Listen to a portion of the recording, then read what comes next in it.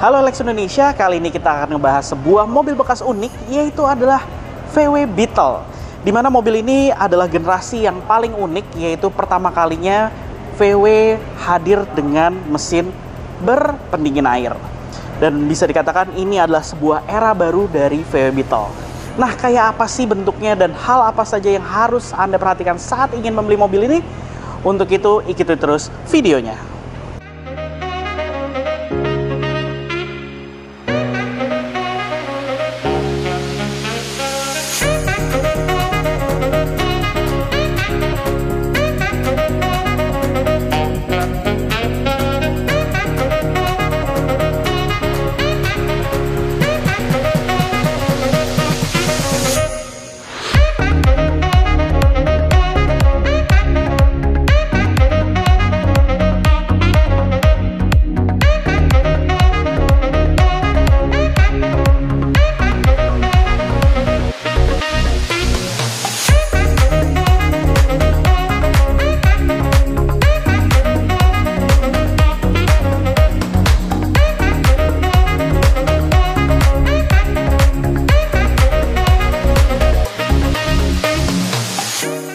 Nah, secara penampilan bisa dikatakan VW Beetle ini memang mengambil basis yang ada dari generasi sebelumnya. Karena memang ini merupakan generasi penerus, di mana di tahun 1998 ini adalah menjadi era baru dari VW Beetle. Kenapa? Karena mobil ini memiliki desain yang lebih modern, kemudian juga mesin yang lebih modern, dan dia pertama kalinya dilengkapi dengan sistem pendingin air. Karena sebelumnya VW Beetle kita tahu adalah berpendingin udara. Selain itu, secara penampilan terlihat lebih modern, serba membulat, dan juga sudah menggunakan beberapa bahan plastik pada beberapa bagian depan. Dan Anda bisa lihat, lampunya sendiri juga terlihat modern dengan model yang sebenarnya masih menggunakan desain yang mirip-mirip dengan VW Beetle generasi puluhan tahun lalu. Anda bisa lihat, dia semenjak kemodernan ini sudah dilengkapi dengan proyektor, walaupun masih menggunakan bohlam halogen biasa, kemudian lampu jauhnya terpisah dari proyektor dengan model lensa clear seperti ini. Dan untuk lampu sennya berada di bagian bumper, serta dia dilengkapi dengan fog lights di bagian bawah yang masih menggunakan bohlam halogen biasa. Dan menurut saya penampilannya terbilang cukup klasik dan tetap bisa terlihat manis dan mencuri perhatian pada saat Anda menggunakannya di jalan raya. Perlu Anda ingat, ini adalah generasi pertama dari era New Beetle, era modern dari VW Beetle di saat itu. Model atapnya pun juga terlihat sangat unik, yang mana memang juga diadopsi dari VW Beetle generasi sebelumnya. Oke, sekarang kita lihat ke mesinnya. Nah, untuk mesinnya sendiri sebenarnya VW Beetle ini hadir dengan banyak pilihan dan juga ada versi performanya. Namun yang paling umum di tanah air dan dimasukkan oleh ATPM adalah mesin 2000 cc 4 silinder yang sebenarnya identik dengan VW Golf di masanya, yaitu adalah MK4. Mesin ini menghasilkan tenaga sebesar 114 dk dengan torsi 172 Nm. Dan di tanah air sendiri sebenarnya hadir dalam dua pilihan transmisi, yaitu transmisi otomatis dan manual 5 percepatan yang sama persis seperti mobil ini. Dan tenaganya tersebut disalurkan ke roda depan. Ya, pertama kalinya Beetle mengadopsi penggerak roda depan semenjak lahirnya generasi New Beetle ini di tahun 1998. Untuk penampilan ruang mesinnya Anda bisa lihat, sebenarnya ruang mesinnya terlihat sangat kecil sekali di sini. Sangat pack banget, kompak banget, tidak ada ruangan sama sekali. Jadi memang pada saat Anda harus melakukan perbaikan pada mobil ini, kebanyakan harus membuka bagian bumper depannya agar bisa mengakses ruang mesinnya dengan lega dan juga dapat terjangkau semuanya. Kemudian untuk sistem pengereman sendiri, mobil ini sudah dilengkapi dengan ABS dan juga EBD sebagai standarnya. Nah, keunikan desainnya itu tidak terjadi hanya di bagian depan, tapi juga di bagian sampingnya. Desain dari VW Beetle generasi sebelumnya dimodernkan dan hadir pada New Beetle generasi pertama ini, yang membuat penampilannya pun jelas mencuri perhatian pada saat Anda menggunakannya di jalan. Mulai dari desain fendernya, fender flare-nya ini, kemudian juga body line di bagian atapnya, kemudian juga di fender flare depan, dan juga di side skirt sampingnya yang jelas memperlihatkan Beetle yang generasi sebelumnya tapi kini dimodernkan dengan dimensi yang juga jauh lebih besar dan lebih lega untuk Anda gunakan di masa ini. Dan Anda di bagian samping ini dia hadir dengan pelek yang lebih besar, yaitu ukuran 16 inci sebagai standarnya, dibalut ban dengan ukuran 205/60 Serta sistem pengeremannya pun juga sudah lebih modern dibandingkan generasi sebelumnya yang ada puluhan tahun lalu itu, karena sudah hadir dengan disc brake pada bagian depan serta di bagian belakangnya sebagai standarnya. Selain itu, kaca spionnya sendiri pun juga sudah dapat diatur secara elektris dari bagian dalam kabin, dan mobil ini pun juga sudah hadir dengan kunci yang ada remote-nya untuk membuka dan menutup door lock-nya. Jadi sudah elektrik, dan juga untuk membuka bagasinya bisa dilakukan melalui anak kunci tersebut. Oke, sekarang kita akan lanjut ke bagian belakang. Nah, sekarang lanjut ke bagian belakangnya. Sama persis seperti di bagian depan dan juga samping. Di bagian belakang pun juga mobil ini mengadopsi bahasa desain yang khas dari VW Beetle generasi sebelumnya, namun lebih dimodernkan dan tidak lagi menggunakan bumper besi, melainkan bumper plastik karena di fender sampingnya pun juga berbahan plastik, yang membuat penampilannya serba membulat dan tetap memperlihatkan bahwa orang juga akan mengetahui bahwa ini adalah generasi lanjutan dari VW Beetle. Dan di New Beetle generasi pertama ini, dia juga sudah menggunakan lampu yang terlihat jauh lebih cantik di bagian belakangnya. Kemudian model bagasinya pun sudah dibedakan dengan generasi sebelumnya, karena untuk di bagian bagasinya sendiri pun kini dia kacanya ini menyatu hingga ke bonet bagasi belakangnya. Jadi aksesnya pun seperti sebuah mobil hatchback, di mana pada saat Anda membuka bagian bagasinya, ini terbuka sampai bagian kaca belakangnya. Nanti akan saya perlihatkan. Dan untuk konfigurasi lampu belakangnya di sini adalah lampu sen dan juga lampu senja serta lampu rem menjadi satu. Kemudian dia dilengkapi lampu rem ketiga di bagian tengah. Dan di bagian bumper bawahnya ini adalah lampu mundur dan juga fog lights-nya. Sedangkan untuk plat nomor dia berada di sisi tengah dan di sini ada lampu penerangannya. Desainnya terbilang unik, lucu, dan juga pada saat berjalan mobil ini terlihat sangat menggemaskan.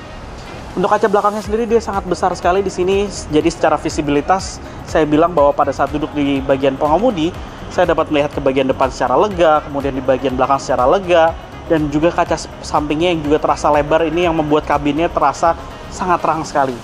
Namun kekurangannya adalah menurut saya dashboard bagian depannya itu yang terlihat sangat jauh sekali pada saat Anda duduk. Nanti akan saya perlihatkan saat saya menjelaskan di bagian dalam kabin.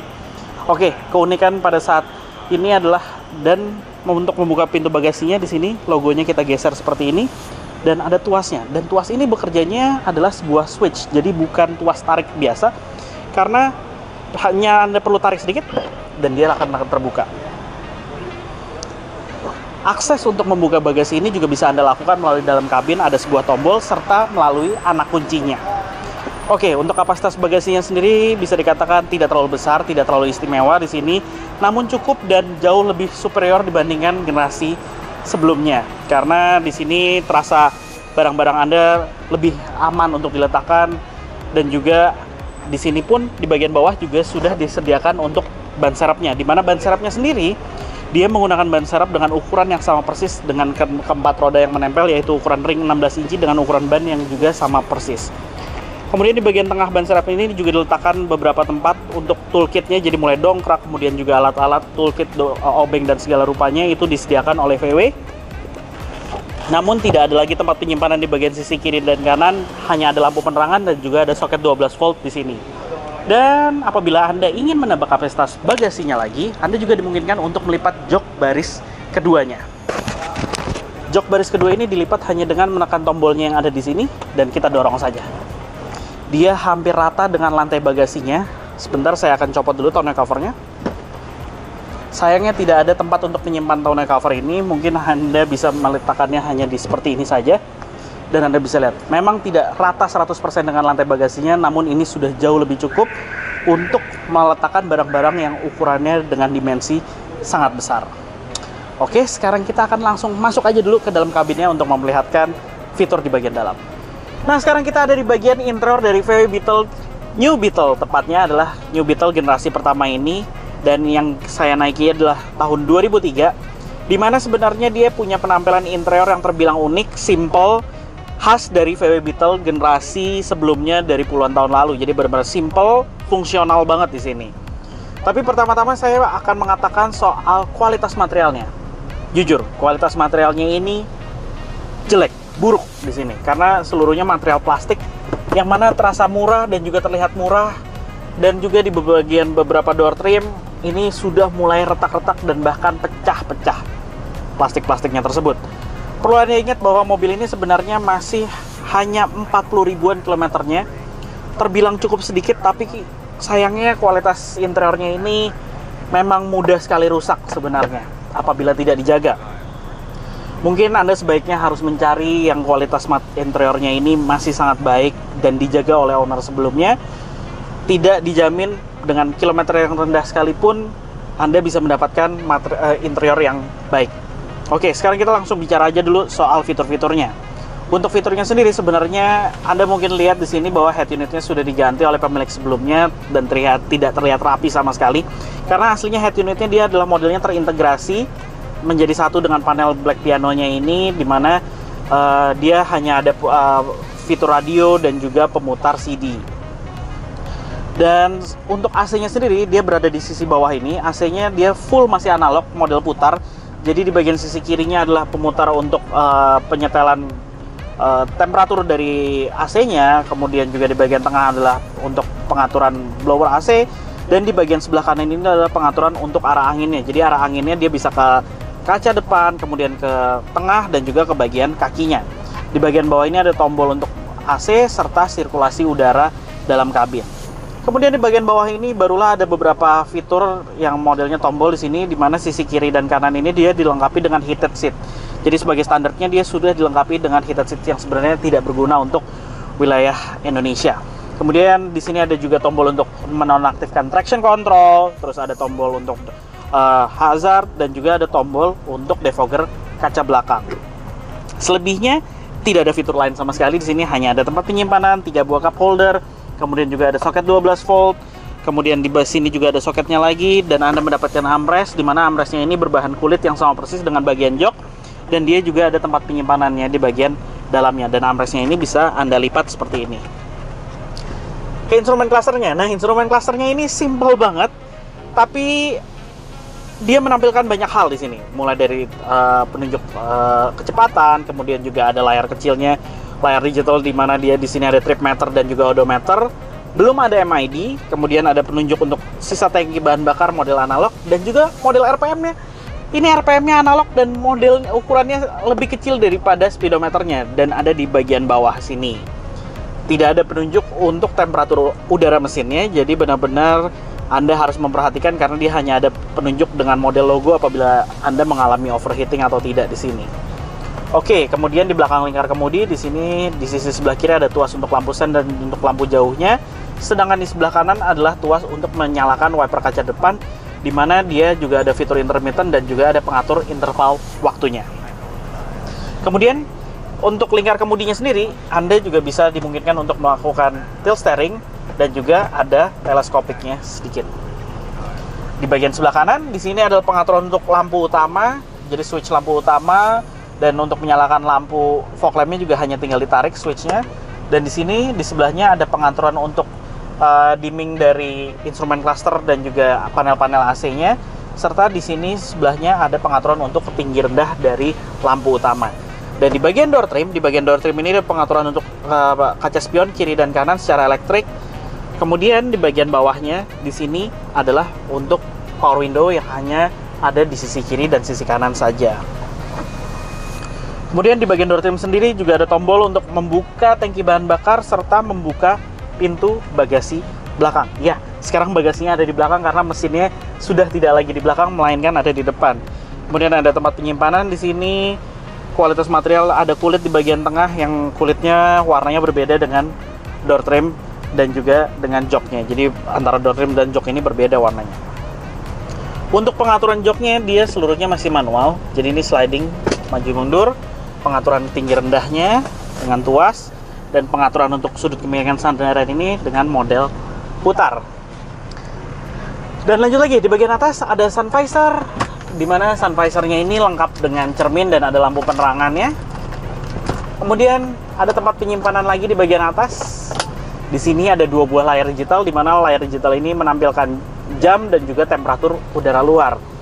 Kemudian untuk kaca spion tengah ini dia belum ada auto dimming. Dan di sini ada sebuah switch, yang mana switch ini untuk menyalakan lampu utamanya, yang lampu utamanya ini berada di bawah spion di tengah. Oke, sekarang kita akan pindah ke kabin belakang. Nah, sekarang saya duduk di baris kedua dari VW New Beetle generasi pertama ini. Di sini sebenarnya bisa dikatakan dia punya kabin yang cukup lega, dan ini adalah posisi mengemudi saya dengan postur saya 165 cm. Anda bisa lihat legroomnya masih lega.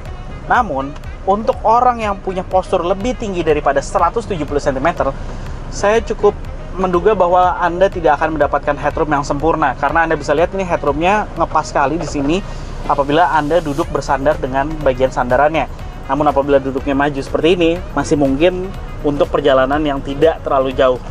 Walaupun begitu juga sebenarnya sandarannya ini kurang nyaman. Kenapa? Karena duduk di bagian belakang ini, dia sandarannya terasa tegap sekali dan dia tidak bisa di-adjust untuk direbahkan. Jadi jelas untuk melakukan perjalanan jauh, ini benar-benar nggak nyaman di bagian belakang.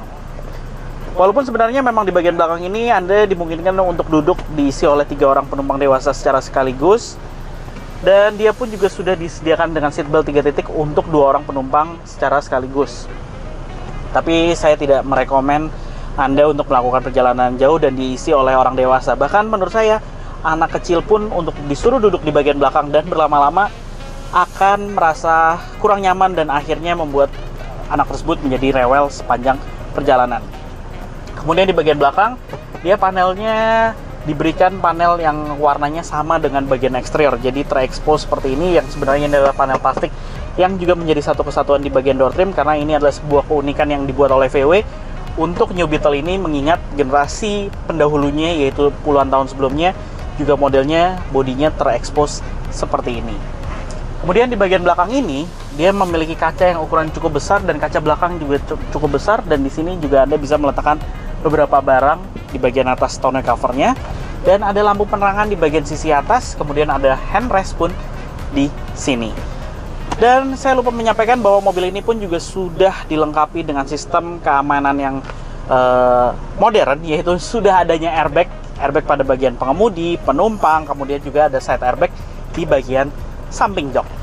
Nah, tertarik nggak sih untuk memiliki mobil ini? Atau mungkin Anda seorang kolektor ingin memiliki mobil seperti ini?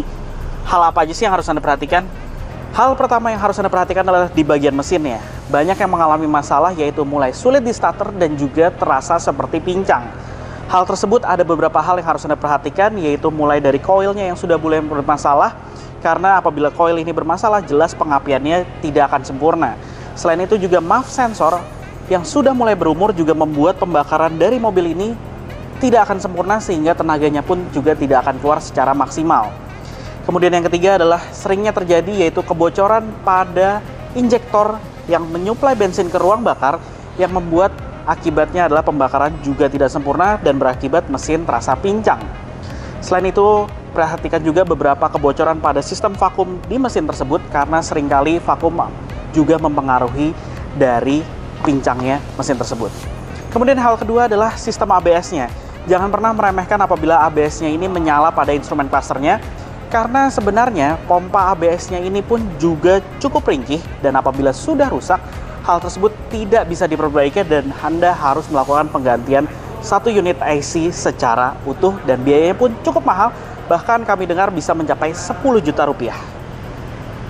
Kemudian hal berikutnya adalah di bagian transmisinya. Apabila Anda mendapatkan model transmisi otomatis, yang mana belum versi DSG yang paling umum di tanah air, seringkali terjadi masalah adalah pada body valve-nya, sehingga membuat perpindahan giginya terasa kasar dan juga menjedak. Kemudian yang terakhir untuk di bagian mesin adalah seringkali terjadi yaitu mesin tidak bisa dinyalakan sama sekali. Hal tersebut ternyata dikarenakan adalah sensor pada temperatur mesinnya. Sensor temperatur pada mesin ini sering mengalami keeroran walaupun mesin ternyata dalam keadaan temperatur normal. Namun apabila sensor ini error, membuat dia mengatakan kepada ECU bahwa mesin dalam keadaan panas dan membuat mesinnya pun tidak bisa dinyalakan. Kemudian untuk di bagian door trimnya, sebaiknya Anda periksa seluruh bagian material plastiknya. Mobil ini punya kualitas material plastik yang sangat parah sekali dan mudah hancur. Padahal perlu Anda ingat bahwa mobil yang kami review ini adalah mobil dengan odometer yang tergolong rendah, namun material plastiknya ini mudah sekali hancur. Dia benar-benar hancur berkeping-keping, mulai dari bagian door trim, kemudian juga di bagian sisi dashboard. Switch-nya ini mulai seringkali banyak yang mengelotok, itu umum sekali terjadi pada VW New Beetle generasi pertama ini. Di bagian door trim sendiri pun sebenarnya aslinya dia adalah panel yang berwarna sama seperti bodi eksteriornya, Namun banyak pengguna yang melakukan pelapisan menggunakan kulit agar tidak memperlihatkan retak di bagian dalamnya. Panel-panel door trim pun juga seringkali menjadi kelemahan pada mobil ini karena pada saat menutup pintu mobil ini, handle-nya ini memiliki beban untuk menarik seluruh bagian pintunya yang membuat handle-nya akhirnya pun patah. Switch-switchnya ini sendiri pun juga mulai mengelotok, seringkali terjadi hal tersebut hingga switch di bagian door trimnya pun juga mulai mengelotok dan akhirnya membuat Anda tidak mengetahui informasi soal tombol apakah yang ada pada bagian door trim atau beberapa bagian hal lainnya.